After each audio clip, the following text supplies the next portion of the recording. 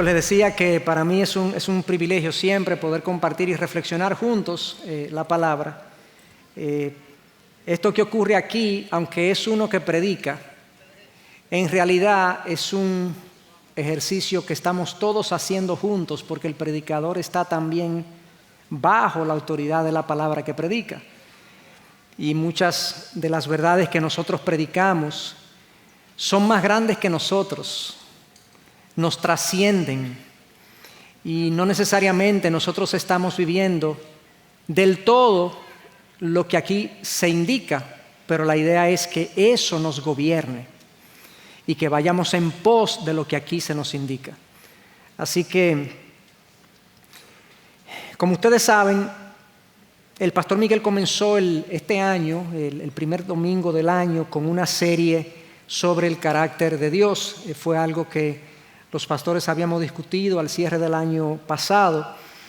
Y de hecho, una serie del carácter de Dios fue lo que dio inicio a esta iglesia. Cuando se plantó la iglesia, se comenzó con una serie sobre el carácter de Dios. Diferente a la que se está haciendo ahora, obviamente, pero con la misma importancia y trascendencia. Y en este primer mensaje de este año del pastor Miguel, yo quiero recordar algunas frases que pudieran servir de introducción a lo que quiero compartir. Él decía que la mayor necesidad de la iglesia, y cuando decimos la iglesia, estamos hablando de nosotros. O sea, la mayor necesidad de los hijos de Dios hoy y en cualquier otra época es el conocimiento de su Dios. Dios es la plomada que endereza lo torcido, la brújula que señala la dirección en la que tú y yo deberíamos caminar. Son frases del pastor Miguel en ese primer mensaje. Él decía que Dios es la roca sobre la que tú puedes y debes edificar tu vida. Sin Dios, la vida del hombre es como un laberinto que no se saben, no se determina con claridad los próximos pasos. Y yo agregaría que sin Dios la vida también del hombre es como un barco a la deriva, sujeto a los embates, a las sacudidas del mar, de los vientos, y por lo tanto con una alta probabilidad de no anclarse en Dios, con una alta probabilidad de ser destrozado. Y eso es particularmente cierto en los tiempos que nos ha tocado vivir. Después de Génesis 3 sabemos que el mundo cayó en pecado, y en todas las épocas ha habido mucho pecado, mucha perversión. Pero sabemos que en los últimos días, que entendemos nosotros estamos viviendo, son tiempos particularmente difíciles, complejos e inciertos en todos los órdenes. Si vemos el plano de lo moral, quizás lo que mejor describe la moralidad de nuestros días es lo que Isaías 5:20 dijo: a lo malo se le dice bueno y a lo bueno se le dice malo. Eso lo describió el profeta Isaías en 5:20, pero también en el libro de los Jueces leemos que en la época de los jueces, en su capítulo 17, dice que en aquellos días no había rey sobre Israel y cada uno hacía lo que le parecía bien ante sus ojos. Ese es el ambiente moral en el que nosotros vivimos.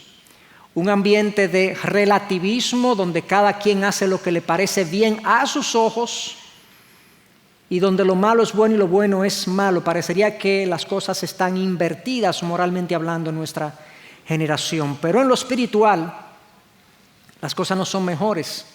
El mundo está sumida en la idolatría del yo, donde la gente quiere vivir como le parece, como le gusta, como le conviene, a expensas de los demás, a expensas de las leyes, a expensas de lo que es bueno, pero quiere vivir para sí.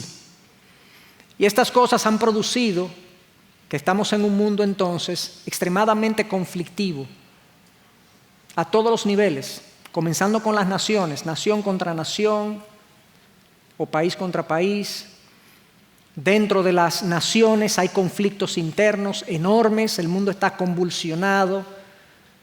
No hay lugar donde no sepamos que hay una tensión, una división, una polarización de grupos al interno de los países. Dentro de las familias hay tensiones entre esposos y esposas, los matrimonios se rompen con facilidad, las estadísticas de divorcio suben. Los conflictos entre padres e hijos son cada vez mayores, donde la El mensaje que reciben nuestros jóvenes en sentido general es que ellos tienen sus derechos y ciertamente los tienen, pero eso implica que tus padres no tienen la autoridad que deberían tener sobre ti y hay conflictos enormes adentro de las familias. Pero entre las iglesias hay conflictos y dentro de las iglesias hay conflictos. O sea, vivimos en un mundo conflictivo, pero vivimos en un mundo también corrupto a todos los niveles. Y ahí no voy a dar detalles, pero todos los días escuchamos de un nuevo escándalo de corrupción en cualquier tipo de organismo que pensemos, en la política, en la iglesia, donde sea. Y también vivimos en un mundo incierto, económicamente incierto, socialmente incierto, etcétera. En medio de todo ese ambiente de incertidumbre, de corrupción, de conflicto, es hasta cierto punto normal que nosotros nos llenemos de temores, de preocupaciones, de ansiedades. ¿Qué será de nosotros en el futuro? ¿Qué será de nuestros hijos en el futuro? A veces los jóvenes piensan y ven hacia adelante y dicen, bueno, ¿qué será de mí? ¿Qué será cuando yo sea profesional? ¿Podré encontrar un trabajo apropiado? ¿Me casaré yo con la persona correcta? ¿Tendré buenos hijos? Cuando vemos hacia adelante nos llenamos de angustia y de preocupación y de temor porque hay tantas cosas fuera de nuestro control y sujetas a la perversión de nuestros días que nos preocupamos. Es como decía, estamos como en una especie de mar enfurecido y nos movemos con él. Y en estas condiciones, bueno, ¿qué nos toca a nosotros hacer como hijos de Dios? Como gente que conoce a Dios. La gran mayoría de los que estamos aquí, entiendo. Y yo creo que Pedro en su primera carta tiene algo que decirnos. La primera carta de Pedro, las dos cartas de Pedro que están en el Nuevo Testamento se escribieron en parte, una de las razones de haberlas escrito, es que esta gente estaba pasando también momentos de dificultad, de incertidumbre, momentos de persecución, donde ellos no sabían qué iba a ser de ellos en el futuro. Era un ambiente corrupto, perverso también, en el Imperio Romano donde ellos habitaban. Y Pedro tiene varios mensajes, de hecho, para que vean el contexto, ese no es el pasaje que voy a exponer, pero para que entiendan el contexto, miren algunos pasajes de Primera de Pedro 1:6, no tienen que buscarlo, yo lo voy a citar. Él les habla a ellos, dice que ahora, aunque por un poco de tiempo, si es necesario, sean afligidos ustedes en diversas pruebas. O sea, Pedro les advirtió que ellos, habría la necesidad de que ellos fueran afligidos en diversas pruebas. Luego en 4:12 les dice, amados, no se sorprendan del fuego de prueba que en medio de ustedes ha venido para probarlos, como si alguna cosa extraña les estuviera aconteciendo. Ahí Pedro trata como de situarlos en la realidad y situar bien sus expectativas. O sea, ustedes tienen expectativa de que van a salir invictos de este mundo, que aquí no van a encontrar dificultad. No, aquí no. Este es un mundo caído, difícil, complicado, así que no se sorprendan cuando venga el fuego de la prueba, porque eso es parte normal de nuestra existencia. Y en capítulo 5, versículo 9, hablando de los ataques del enemigo, de nuestro adversario, él les dice, pero resístanlo, firmes en la fe, sabiendo que las mismas experiencias de sufrimiento se van cumpliendo en sus hermanos en todo el mundo. O sea, sus hermanos también están sufriendo igual que ustedes, como ustedes. Entonces Pedro, en apenas 5 capítulos, menciona al menos 3 veces pruebas, dificultades, sufrimiento. Esta gente estaba pasando por momentos de angustia, situaciones que los llevaban a ellos a la preocupación, a la ansiedad, a la angustia. ¿Y qué le dice Pedro entonces a ellos? Y este es el versículo que quisiera exponer. Pedro en su primera carta, capítulo 5, versículos 6 y 7, dice lo siguiente. Humíllense, pues, bajo la poderosa mano de Dios, para que Él los exalte a su debido tiempo, echando toda su ansiedad sobre Él, porque Él tiene cuidado de ustedes. O sea, a la pregunta de qué hago con mi ansiedad, con mi angustia, con mi preocupación, Pedro responde, humíllense bajo la poderosa mano de Dios, Él los exaltará a su debido tiempo, echen su ansiedad sobre Él, porque Él tiene cuidado de ustedes.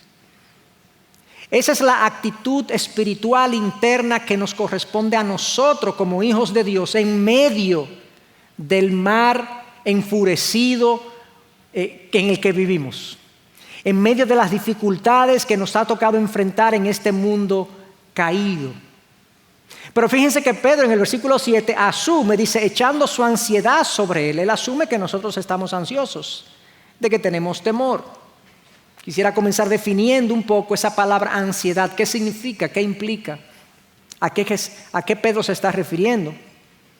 Y la palabra ansiedad, en su lenguaje original, que fue el griego en el que se escribió el Nuevo Testamento, es la persona que es alada en diversas direcciones. El que está ansioso está disperso, pensando en diferentes cosas, diferentes riesgos, diferentes situaciones que te toca.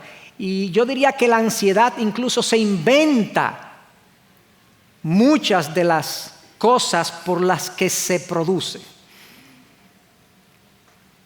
Las piensa, las imagina, las supone, las anticipa. A veces hasta las hace. No, porque yo sé que eso es lo que va a pasar cuando pase. El ansioso es alado en diversas direcciones. Por eso la ansiedad se traduce también con sinónimos como angustia, como temor, como preocupación. Yo me preocupo de algo que no ha llegado, que no está aquí, pero yo me preocupo. Estoy en un estado de zozobra, es otro sinónimo para la palabra ansiedad. Y esa situación, que es una situación hasta cierto punto normal, ante situaciones que me amenazan, que son un riesgo para mí, es normal después de Génesis 3, cuando el mundo cayó en pecado, el hombre y la mujer cayeron en pecado, desobedecieron a Dios. Una de las primeras emociones que se experimentó fue el miedo, fue la ansiedad, la angustia. Cuando Adán y Eva caen en pecado, nos dice Génesis 3 que Dios llamó a Adán y le dice: Adán, ¿dónde tú estás? Y Adán responde: oí tu voz, Dios, en el huerto, pero tuve miedo y me escondí. Oh, miedo. Eso no había aparecido en la creación original. O sea que el miedo, el temor y la ansiedad son producto de nuestra condición caída. Dios puede entonces redimir esa condición, hasta cierto punto revertir esa emoción que fue producto de mi caída en el momento que le fallé al Señor, o que le falló la raza humana al Señor. Entonces, vuelvo y pregunto, ¿qué le toca al cristiano hacer en los momentos que le traen ansiedad y temor a su vida? Bueno, nos toca, vuelvo y leo el pasaje, humillémonos pues bajo la poderosa mano de Dios para que Él nos exalte a su debido tiempo, echando nuestra ansiedad sobre Él, porque Él tiene cuidado de nosotros. Ahí la personifiqué hacia nosotros, el texto.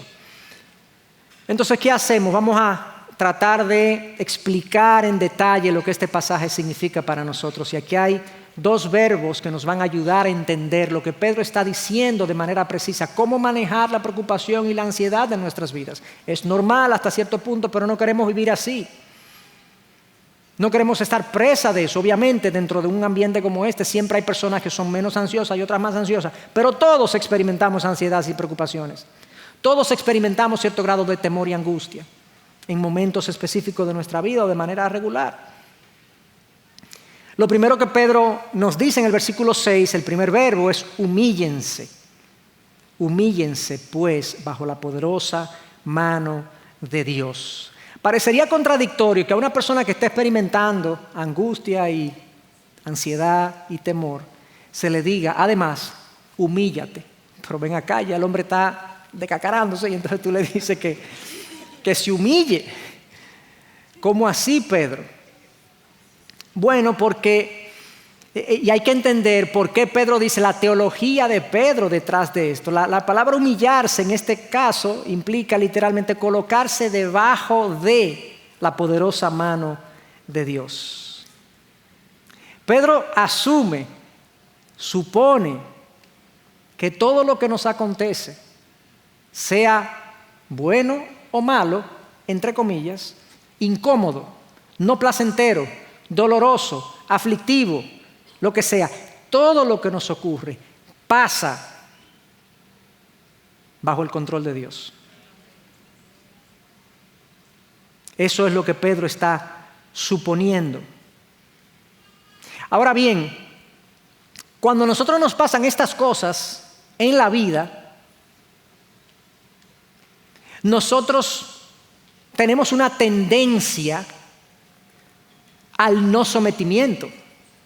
Tenemos una tendencia a resistirnos al dolor, a la aflicción, a la dificultad. Tenemos actitudes a veces de queja en nosotros. ¿Por qué a mí? ¿Por qué esto? ¿Por qué ahora? De murmuración. Esto no es justo. Hasta cuestionamos los tratos de Dios. Acusamos a Dios verbal o implícitamente en el corazón, ya sea o de injusticia o de desdén. Dios me ha olvidado. Dios no me tiene en cuenta. Dios no me ama. De hecho, yo he hablado con personas que han dicho eso verbalmente. A veces no lo decimos, pero lo pensamos.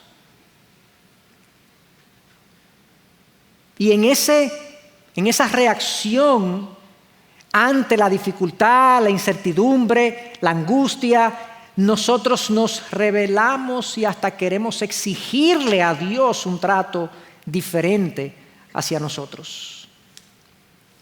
Por eso Pedro dice, humíllense pues bajo la poderosa mano de Dios. El primer componente de lidiar con estas cosas angustiantes en nuestra vida es decir, Señor, si tú has dispuesto esto para mí, dame la fuerza, dame la sabiduría, dame el entendimiento que necesito para enfrentarlo. Es entender que nuestras vidas están bajo el control de Dios.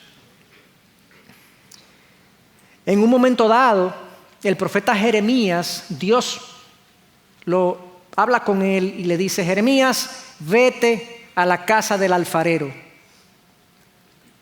El alfarero era un artesano del barro que confeccionaba vasijas, vasos, utensilios a partir del barro, sobre una rueda. No sé si todos tienen la figura del alfarero. Sobre una rueda que da vueltas, pone el barro y le va dando forma con sus manos. Y Dios le dice, mira al alfarero lo que está haciendo. Y Jeremías llega, en Jeremías 18 se nos cuenta esta historia, es una historia real. Jeremías está viendo lo que el alfarero está haciendo y dice que en el momento que Jeremías ve, la vasija se echó a perder. ¿Qué le estaba haciendo? Se rompió y algo. Y el alfarero lo que hizo fue, tomó el barro y lo deshizo completamente y comenzó una vasija nueva. Entonces en Jeremías 18:1-6, oigan lo que Dios le dice a Jeremías. ¿Acaso no puedo yo hacer con ustedes, casa de Israel, lo mismo que hace este alfarero? Declara el Señor, tal como es el barro en manos del alfarero, así son ustedes en mi mano, casa de Israel. Dios está diciendo a Jeremías, yo soy soberano sobre sus vidas, yo soy el que tengo control de lo que ocurre, yo tengo el derecho de hacer eso. Para Pedro, las situaciones angustiantes, difíciles en la vida, no son producto de Satanás, no son producto de las personas malas que están alrededor de nosotros, no son producto de la mala suerte, son producto del trato de un Dios soberano en nuestras vidas. Y lo que se requiere entonces es una actitud de aceptación. Obviamente, si hay circunstancias difíciles que nosotros podemos cambiar, perfecto. Esto no excluye que yo quiera cambiar mi condición. Esto me está hablando de la actitud interna ante la situación.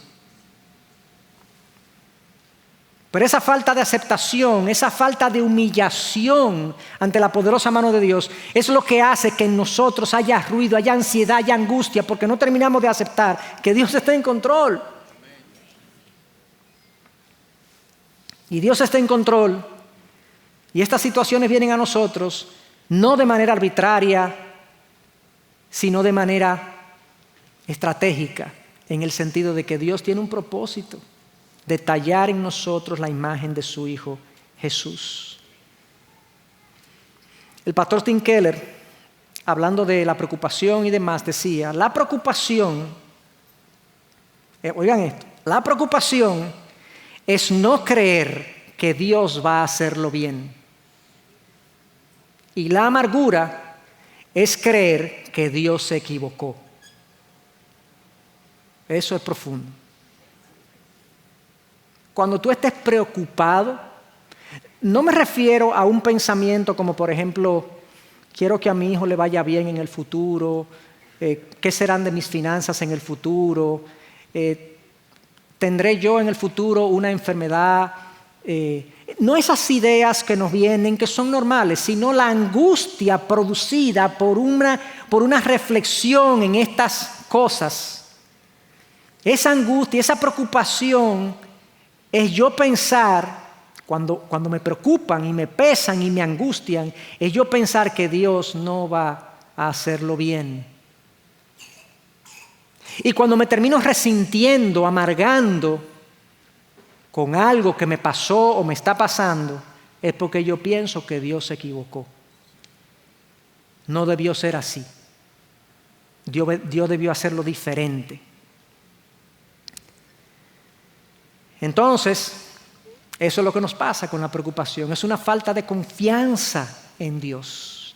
En un momento dado, el apóstol Pedro experimentó algo de esto que puede ilustrar lo que estoy tratando de decir. Ustedes conocen la historia, la mayoría conoce la historia, cuando el Señor Jesús le dice a los discípulos, vayan al otro lado. Ellos se van en una barca, Él se queda en la costa y en la noche el Señor Jesús decide algo sencillo de caminar sobre las aguas. Y Él se va como si fuera en el mirador, cruzando el mar de Galilea. Él va tranquilo por encima de las aguas. Los apóstoles, con razón, porque a veces nosotros pues somos muy duros con los apóstoles, pero estamos representados en ellos. Se paniquean, dicen, ¿qué es esto? ¿Qué es lo que nosotros estamos viendo? Fulano, ¿tú estás viendo? ¿Qué es lo que pasa? No, dicen, un fantasma, es una ilusión, ¿qué es lo que está pasando? Y el Señor le dice, no teman, soy yo. Y Pedro le dice, si eres tú, mándame a llamar y que yo vayas a ti caminando sobre las aguas. El Señor le dice, ven. Y Pedro, increíblemente, osado, valiente, se sale de la barca en medio de la tormenta, comienza a caminar sobre las aguas de manera extraordinaria. Y Pedro, yo no me imagino la sensación, lo que Pedro se está diciendo, wow, esto es increíble, impresionante, ¿qué es lo que está pasando? Caminando sobre las aguas, de repente nos dice el texto que Pedro se comenzó a hundir. Y el Señor Jesús viene y lo rescata. Él clama al Señor Jesús, viene y lo rescata. Y el Señor Jesús le dice, ¿por qué dudaste? ¿Qué fue lo que pasó en Pedro? ¿Por qué Pedro comenzó a hundirse? Bueno, lo que está implícito en el relato es que Pedro comenzó a ver las olas, el viento, su poder, su bravura. Y entonces comenzó a ver más poder en el viento y los mares que en el Señor Jesús. Y eso llevó a Pedro de una posición de confianza que lo sacó de la barca a una posición de angustia que lo hizo sucumbir. Él pensar que los problemas, estas olas eran más poderosas que su Señor, inmediatamente se comenzó a hundir. Pero en otra ocasión pasó lo contrario con una persona que nosotros conocemos, un personaje que está en el Viejo Testamento, en Génesis 50, desde el 37 se nos comienza a hablar de José, el hijo de Jacob. Jacob tenía 12 hijos, José era su hijo menor. José es vendido por sus hermanos y llega a Egipto, vendido como esclavo. Y ahí pasa muchísimos problemas y situaciones difíciles. José era apenas un adolescente, pero un muchacho fiel, un muchacho confiado en Dios, increíblemente maduro. Luego de aproximadamente unos 15 años de pasar trabajo en Egipto, de una manera que no voy a exponer aquí porque no se trata de exponer ese pasaje o esa historia, José llega a una posición de preeminencia en Egipto. Y estando en esa posición de preeminencia en Egipto, viene una gran hambruna sobre Egipto y sobre las tierras vecinas de Egipto, dentro de las cuales estaba Canaán, que era donde vivía su familia. Su familia viene buscando ayuda a Egipto, buscando alimento. Y José es el primer ministro de Egipto, el funcionario más importante. Ellos, en algún momento, José se encuentra con sus hermanos se encuentran con José, pero no se conocen. José los conoce a ellos, pero ellos no conocen a José. Ellos hace muchísimos años que no lo ven, lo dejaron de ver cuando tenía como 15 años. Ahora José es un hombre de más de 30 años, está como primer ministro, sabe Dios si se dejó la barba, no sé qué hizo que no lo conocieran, pero no lo conocieron. Lo increíble es, y aquí es que va mi punto, que José tenía todas las razones humanas para amargarse, para resentirse contra sus hermanos, para desquitarse con ellos y cobrársela a sus hermanos, ¿verdad? Ellos vinieron en busca de ayuda y José le presta la ayuda. Y en un momento dado, José se les revela. Dice, yo soy José, su hermano, a quien ustedes vendieron. ¿Qué? Y ellos, José, mira lo que pasó. Entraron en temor, porque pensaron que José se iba a desquitar con ellos. Y José le dice, no teman. En 50:20, oigan lo que le dice. Ustedes pensaron hacerme mal, pero Dios lo cambió para bien, para que sucediera como vemos hoy y se preservara la vida de mucha gente. José no se amargó porque entendió que Dios no se equivocó. La confianza en Dios, la fe en Dios de José, el atribuirle a Dios que Dios sabe lo que hace en medio de mis circunstancias, le permitió a José estar bien, emocionalmente sano, fuerte. Y de eso se trata, de humillarse bajo la poderosa mano de Dios. José se humilló bajo la poderosa mano de Dios y pudo pasar emocionalmente este suplicio y no amargarse contra sus hermanos, porque él sabía que no eran sus hermanos los responsables de que él estuviera ahí. Increíblemente era Dios el responsable de que él estuviera ahí. ¡Wow! Y eso es lo primero que Pedro nos dice, de humillarnos bajo la poderosa mano de Dios. Dios es que está a cargo de nuestras circunstancias, de nuestras situaciones, de nuestro futuro, del futuro de nuestros hijos, de lo que va a ser de nosotros el día de mañana, de si nos enfermamos, si no nos enfermamos. Al final, hermanos, lo que nos pueda pasar en este cuerpo frágil, caído, temporal, no trasciende la eternidad. Esto es algo corto, esto es pasajero aquí, más corto de lo que nosotros nos imaginamos. Todavía yo no estoy convencido de la edad que me dicen que yo tengo, pero sí, porque la edad es un indicador cronológico de cómo pasa la vida, pero a mí la vida me ha pasado y yo no me he dado cuenta realmente. Me están diciendo una edad que yo no estoy totalmente de acuerdo con ella, pero la vida es corta, breve. Dios tiene control de ella. Humillémonos bajo la poderosa mano de Dios. Lo otro que Pedro les dice, ok, entonces, humíllense bajo la poderosa mano de Dios y Él a su debido tiempo les levantará. Luego dice en el versículo 7, echando, es el otro verbo, echando toda su ansiedad sobre Él. Echando, tirar sobre Dios las ansiedades, las angustias que nosotros estamos sufriendo, sintiendo, experimentando dentro de nosotros. Otra forma de traducir esa frase de echar nuestras ansiedades sobre Él es hacerlo a Él responsable de nuestras preocupaciones, no de nuestras ocupaciones que nos tocan, que nos corresponden, pero sí de nuestras preocupaciones, de lo que nos angustia, de lo que nos aflige. Y hay una conexión entre esa frase y la primera. Bueno, yo me humillo bajo la poderosa mano de Dios cuando yo comienzo a echar sobre Él, a descansar en Él mis angustias y mis ansiedades. Y ese echar la ansiedad sobre Él es lo que nos toca a nosotros. Esa expresión significa literalmente confiar en Dios. Ese echar es confiar en Él. En un momento dado a los discípulos también le comenzó a llegar un sentimiento de angustia, de turbación, de preocupación, porque el Señor Jesús estaba hablando de que Él iba a morir, de que Él iba a ser crucificado, de que Él se iba. Y obviamente los discípulos habían puesto toda su inversión de vida estaba en Jesús, su maestro. Tenían 3 años siguiéndolo de manera ininterrumpida, vivían con Él. Era alrededor de su ministerio que su vida se desarrollaba. Y ahora el Señor Jesús dice que se va a morir, que se lo van a crucificar. ¿Y qué hacemos? Y en el versículo 1 del capítulo 14 de Juan, les dice: no se turbe su corazón, no se preocupen, crean en Dios, crean también en mí. Y la palabra crean, la Nueva Traducción Viviente, que es una traducción más fácil de entender, la traduce como confíen en Dios, confíen también en mí. El yo echar mi preocupación, el yo confiar en Dios, de eso se trata, yo confiar en que Él se ocupará de mí.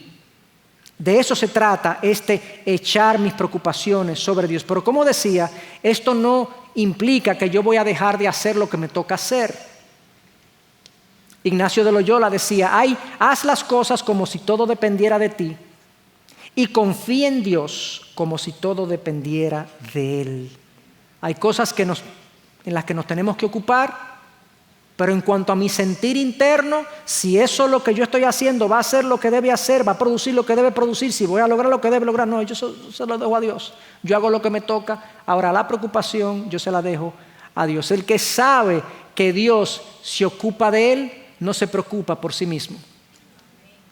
Si yo estoy convencido que Dios está en mí, yo no me preocupo porque Él está atento. Y esos son los 2 verbos que Pedro utiliza de qué es lo que nosotros tenemos que hacer. Nosotros tenemos que humillarnos, aceptar los designios de Dios, las condiciones en las que Dios nos ha colocado, sabiendo que vienen de Él porque Él quiere hacer una obra en nosotros, humillarnos bajo la poderosa mano de Dios y echar nuestras ansiedades y preocupaciones sobre Él, confiando en que Él va a tomar control. Bueno, ¿y cómo confío? Porque eso es algo que está dentro de mí, es una cosa que yo siento. ¿Cómo yo me puedo hacer más confianza? Iba a decir más confiable, pero no, confiable es Dios.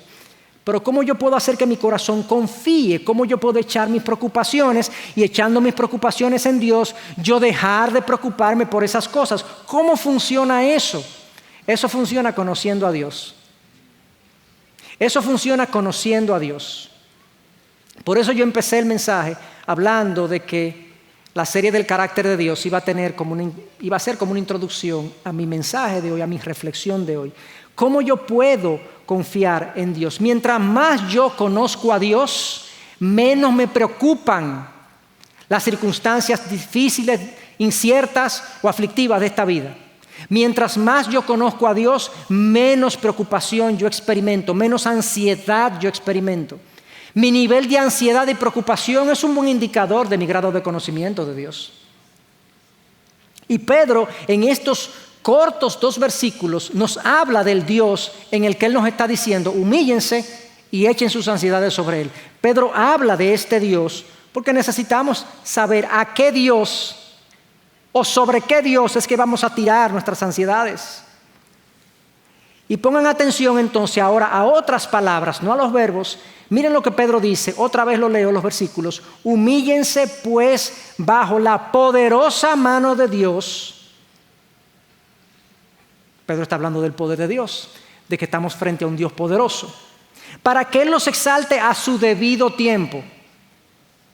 ¿Qué es lo que implica eso? Bueno, hay un tiempo debido, Dios está haciendo algo, Dios sabe cuándo. Eso es un Dios sabio, es un Dios poderoso, es un Dios sabio, y dice, echando toda su ansiedad sobre Él, porque Él tiene cuidado de ustedes. Este es un Dios atento, un Dios amoroso, un Dios para el que yo soy importante. Entonces esta combinación de atributos es como el caldo de cultivo perfecto para la confianza. Si yo entendiera el poder, la sabiduría y el amor de Dios por mí, mejor yo confiaría más. Mucho más. Si yo puedo entender esos 3 atributos. Y es una combinación interesante de atributos. Pero conocer esos atributos, porque uno puede decir, bueno, yo sé que Dios es poderoso, que es sabio y que atiende nuestras necesidades y nuestras vidas. Sí, yo lo sé eso, pero hay gente que lo sabe aquí a nivel craneal, teológico. Doctrinalmente hablando tenemos la información. El asunto es que el conocimiento de Dios no ha sido adquirido por nosotros, a menos que ese conocimiento no nos haya cambiado de alguna manera.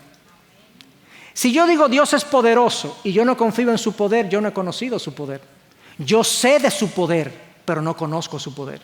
Si yo digo que Dios es sabio, pero no me dejo guiar por su sabiduría, yo he oído de la sabiduría de Dios, pero yo no conozco su sabiduría.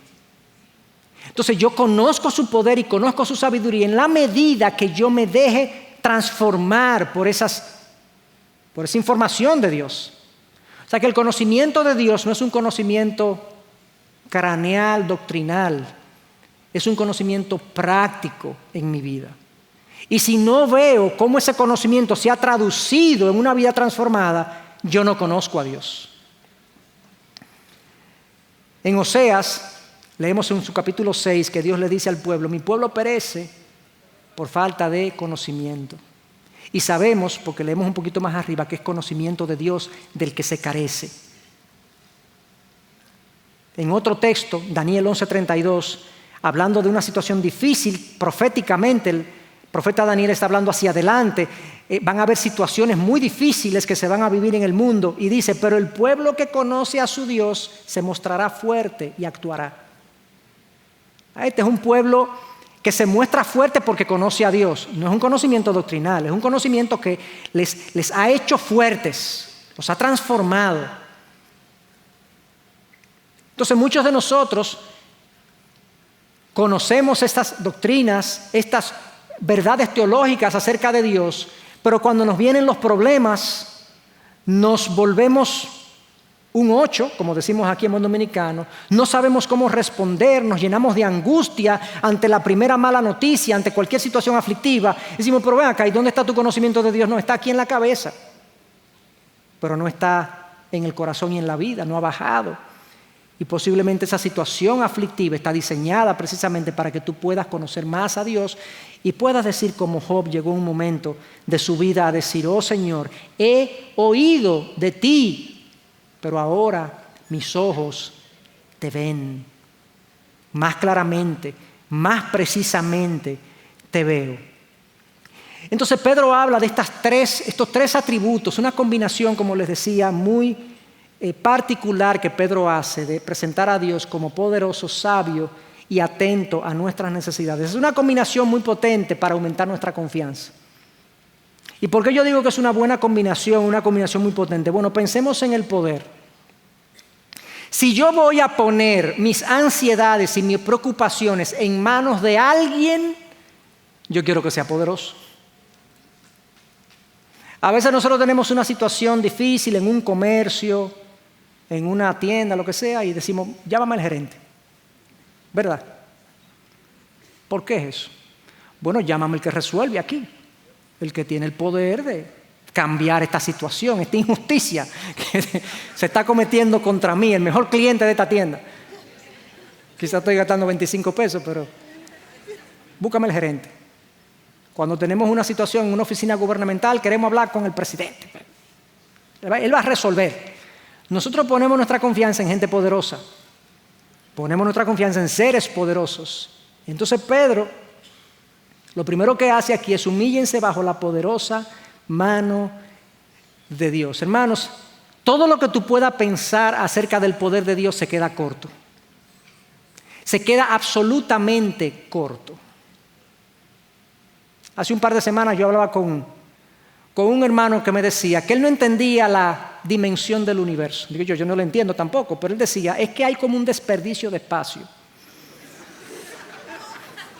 Hay como un desperdicio cósmico, que para qué Dios hizo un universo tan grande. Porque y de ese universo tan grande, de todo el universo conocido, de lo poco que se conoce del universo, aquí hay un rinconcito, la Tierra, donde hay vida. No se conoce un microbio fuera de aquí, Pero aquí, entonces, ¿para qué Dios hizo un universo tan grande? Yo diría, bueno, ¿será una indicación de la profundidad de mi desconfianza? Quizá viendo el universo yo puedo tener un poco más de confianza en el Dios en el que yo digo creer. El Salmo 8, el salmista decía, oh Señor, cuando veo los cielos, cuando veo las estrellas que tú formaste, yo me digo, ¿qué soy yo? ¿Qué es el hombre? Para que tú te acuerdes de mí. La vastedad del universo. De hecho, el universo es tan grande que ha llevado a los que no creen en Dios a no creer en Dios. Que es el efecto contrario que se debería producir en la mente del hombre. Esto es tan grande y tan perfecto porque todo está en base a leyes físicas y no es un caos que vemos allá afuera. Ahí hay orden, hay estética, hay diseño. Y cuando hablamos de distancias y hablamos de velocidades, ahí es que a mí se me aprieta la cabeza. Yo no la voy a citar todas, pero recientemente veía un videíto donde decían que la velocidad de la luz, que es 300,000 kilómetros por segundo, le da a la Tierra, en un segundo, 8 veces vuelta.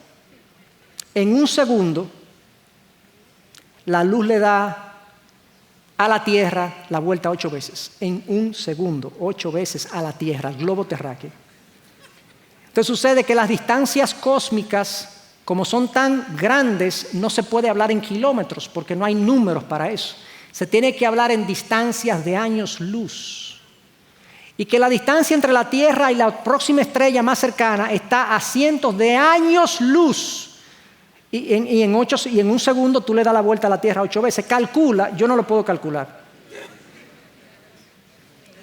Entonces, todo lo que tú puedas pensar acerca del poder de Dios se queda absolutamente corto. Los que más saben del universo no conocen ni el 1%. Los que más saben, los más doctos, con tanto telescopio como se puedan inventar, el hombre se queda absolutamente corto ante la vastedad del universo que nuestro Dios dice que Él lo tiene en la palma de su mano. A mí se me aprieta la cabeza. El poder de Dios. Pero vemos el poder de Dios más cerca. A veces lo vemos en una cascada, lo vemos en un río, lo vemos en los mares, lo vemos en los grandes monstruos marinos, lo vemos en los animales, lo vemos en la creación de un ser como tú y como yo, que cada molécula de nuestro ser es una maravilla de la creación. Una maravilla. Y no sé si han escuchado unos videitos que andan por ahí de un sacerdote que él es un apologeta, un defensor de la fe y de la creencia en Dios, y él pone el ejemplo de un huevo, hablando del poder de Dios. Y dice, ¿tú has visto un huevo? Y la gente dice, sí, hemos visto un huevo. Pon un huevo bajo un bombillo, 21 días, y sale un pollito. Pero si tú lo rompes, tú ves la yema, tú ves la clara, ¿dónde está el pollito? Pero a los 21 días, con luz solamente, nada, no le hagas nada, luz. Sale un pollito, con alita, con piquito, con patica, un pollito. Señores, la complejidad genética que tiene que ocurrir para que se confeccione una avecilla a partir de un huevo, hoy en día, ni creo que en el futuro, la ciencia no va a poder reproducir la vida. Solo Dios. Entonces, Pedro dice, sométanse pues, humíllense pues a la poderosa mano de Dios. Nuestro Dios es absolutamente poderoso, pero no solamente eso. Él luego dice que nos sometamos a su poderosa mano, pues Él los exaltará a su debido tiempo. A su debido tiempo Él sabe cuándo, Él es sabio, porque Él tiene que combinar el atributo de poder con el atributo de sabiduría. Porque oigan una cosa, a mí no me sirve el poder sin sabiduría para calmar mis ansiedades. No me sirve. Si yo quiero calmar mis ansiedades, yo quiero que la persona tenga poder, pero que sea sabio. A veces vemos un toro, ¿verdad? Un toro cebú. Es poderoso, un animal poderoso, pero tú no confías en él. De hecho, cuidado, que si anda cerca, cuidado. Yo no confío en un dictador. El dictador puede ser poderoso, pero es caprichoso, es autoritario, no es confiable. Entonces Pedro combina el poder con la sabiduría de Dios. Dios a su debido tiempo, Él sabe cuándo. Dios no nos pone a sufrir de balde, de manera arbitraria. Él tiene un propósito en mente. Todo lo que hace, Dios tiene sentido. Hay una idea detrás, una idea noble, una idea virtuosa, una idea piadosa, dirigida por su amor, con nosotros en la mira. Entonces Dios es sabio y la sabiduría de Dios tiene soluciones a mis situaciones que son inimaginables. A veces nosotros tenemos un plan A y un plan B, ¿verdad? Dios tiene un plan X, un plan Z y un plan que no está ni siquiera en nuestro abecedario. Son cosas que uno no puede pensar. Ponte a razonar el plan de salvación y el plan de redención de que Dios desde la eternidad pasada confeccionó un plan donde su Hijo, la segunda persona de la Trinidad, vendría a morir por seres pecadores como nosotros. Se haría carne para morir por nosotros. Es una cosa inimaginable. Eso ni Satanás se lo imaginó. Se sorprendió, literalmente se sorprendió. La Biblia dice que los ángeles están sorprendidos viendo las obras de Dios. Lo que Dios está haciendo a través de su plan de redención. La sabiduría de Dios, Pablo dice, es insondable, es inescrutable. Sus pensamientos son muy diferentes a los míos, pero son sabios. Ese es el segundo atributo que Pedro habla aquí, de que mi Dios es poderoso, mi Dios es sabio. Ahí ya va mejorando mi confianza. Si yo conociera mejor su poder y su sabiduría juntos, wow, eso aumentaría mucho mi confianza. Pero Dios no es solamente poderoso y sabio, Dios es amoroso, atento. En la segunda frase del texto, el versículo 7, Él dice, echen sus ansiedades sobre Él porque Él tiene cuidado de vosotros, de ustedes. Ese es el broche de oro de estos tres atributos para conocer el Dios en el que nosotros decimos creer. Pensémoslo, Dios es poderoso y sabio, pero nosotros, si no fuéramos el foco de su atención, no nos daría paz. Ok, mi presidente es poderoso y es sabio, pero no sabe quién yo soy. ¿Confiaría yo en él para resolver mis situaciones, para calmar mis ansiedades? No. Por eso que tenemos un refrán, no sé si eso está en otros países, pero decimos que hay que estar donde el jefe te vea, ¿verdad? Porque yo quiero que el jefe sepa que yo existo, que yo estoy ahí. Y por eso que a veces, muchas veces vemos en fotos, vemos muchísima gente que no debería estar ahí, que está ahí. Sacan una foto del presidente y hay un individuo ahí. Y tú dices, ¿qué es lo que hace? Hay que estar donde el presidente te vea, porque tú sabes, ser visible delante de los poderosos me da tranquilidad. Entonces Pedro añade, Él tiene cuidado de ustedes. Dios no es indiferente a mi situación. En Isaías 49:25, Dios hablando a través del profeta, razonando con el profeta, le pregunta, ¿puede una mujer olvidar a su niño de pecho sin compadecerse del hijo de sus entrañas? ¿Puede ocurrir eso? Que una madre se olvide del hijo de sus entrañas.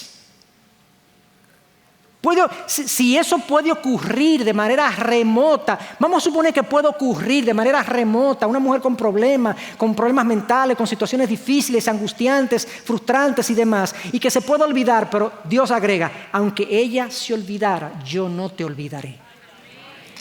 Increíble. Nosotros los que somos padres podemos quizá entender un poco mejor ese texto porque a mí me nació mi primer hijo hace un poco más de 15 años, luego nació otro hace 11. Desde que le nace un hijo a uno, es como que te implantan un pensamiento perenne de que tú tienes, en mi caso, 2 muchachos. Eso está ahí en todo momento. En todo momento yo estoy trabajando, no es algo que me distrae, es algo que está ahí. Yo no lo olvido en ningún momento. Yo estoy trabajando, yo estoy caminando, yo estoy disfrutando en otras cosas. Yo sé que tengo 2 muchachos por ahí y que están en algún lugar. Yo no me olvido de mis hijos. Impresionante. De mi esposa tampoco, pero estamos hablando de los hijos ahora. Estamos hablando de los hijos. Esto es una realidad, o sea, Dios está haciendo alusión a un instinto paterno que Él puso en el ser humano. Dios sabe que los padres no se olvidan de sus hijos. Y hizo una analogía entre, miren padre, ustedes se pueden olvidar de sus hijos, pero yo no me olvido. En un momento dado, Jesús le dice a sus discípulos, si ustedes que son malos saben dar buenas cosas a sus hijos, ¿cuánto el Padre Celestial no sabrá dar el Espíritu Santo a quien se lo pidan? Hablando de cosas buenas. Hermanos, Dios es poderoso, Dios es sabio, pero Dios está con sus ojos sobre nosotros. Sobre nosotros. Nosotros somos más valiosos que su creación, a la que Él sostiene, a la que Él alimenta, a la que Él viste. Él viste la hierba del campo, Él sostiene los animales o las aves del cielo. Y Jesús dijo, ¿por qué ustedes se preocupan por estas cosas?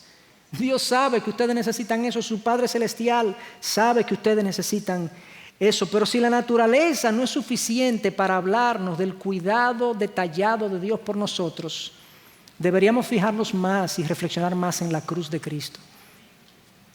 Si hay algo que habla de manera contundente de que Dios está por nosotros, es el hecho de que Dios se encarnó en Jesús, vivió una vida entre pecadores, fue a la cruz, murió por nosotros y resucitó al tercer día. Y Él dice en Juan 14 que donde Él está, nosotros también vamos a estar. El Evangelio es la declaración contundente de Dios, de que Él está por nosotros. Por eso entonces Pedro une estas 3 cosas en este versículo y se echen sus ansiedades sobre Él, sométanse a su mano poderosa, a su debido tiempo Él levantará la situación, pero echen sus ansiedades porque Él tiene cuidado de ustedes. Si pudiéramos conocer y creer que Él es poderoso, que Él es sabio y que Él nos ama de manera personal, eso sería, señores, el antídoto o la solución, la vacuna que está de moda, a nuestras ansiedades y dificultades y angustias. No la solución a las mismas, a las preocupaciones sobre las mismas, sobre ellas. Quiera Dios sembrar en nosotros esta confianza en nosotros. Termino con esto. Filipenses 4 es una forma diferente de decirlo. El apóstol Pablo ahora, no Pedro, Pablo dice, por nada estén ansiosos, antes bien, en todo, mediante oración y súplica con acción de gracias sean dadas a conocer sus peticiones delante de Dios. Tú quieres arrojar tus peticiones, o sea, tú tienes necesidades, situaciones aflictivas, angustiantes, estresantes, inciertas por delante. Ve donde Dios, dile, Señor, yo me siento así, yo estoy preocupado, yo estoy ansioso, yo me siento atemorizado, yo no sé qué voy a hacer, pero yo te doy gracias porque tú estás haciendo una obra en mí. Yo te pido, Señor, que tú sostengas mi corazón y tú me ayudes a ver esto de una manera diferente, que tú me ayudes a abrir los ojos a tu grandeza, a tu sabiduría, a tu amor. Y entonces, dice el versículo, y la paz de Dios, que sobrepasa todo entendimiento, guardará sus corazones y mentes en Cristo Jesús. Que eso sea una realidad en nosotros. Vamos a orar. Amén. Señor, nosotros venimos ante ti agradecidos porque tú eres tan paciente con nosotros. Nuestras dudas, nuestras ansiedades, nuestras angustias muchas veces ponen duda de lo que tú eres para nosotros. Pero tú una y otra vez nos afirmas que tú estás por nosotros y que tú eres un refugio y un escudo para nuestras vidas. Señor, ayúdanos a crecer en ti, a conocerte mejor, a que nuestras convicciones estén sembradas en tu palabra, que podamos ser gente decidida, gente fuerte, gente, Señor, que no es sacudida por los embates de este mundo caído y perverso. Y que esa paz que trasciende el entendimiento esté en nosotros y sea un testimonio vivo de que tú vives en nosotros, Señor. Gracias, en el nombre de Jesús. Amén. Amén. Gracias por acceder a este recurso. Espero que haya sido de gran bendición para tu vida. Te sugiero que te suscribas a este canal de forma que tú puedas recibir notificación la próxima vez que hayamos subido un nuevo recurso que pueda servirte de instrucción y bendición.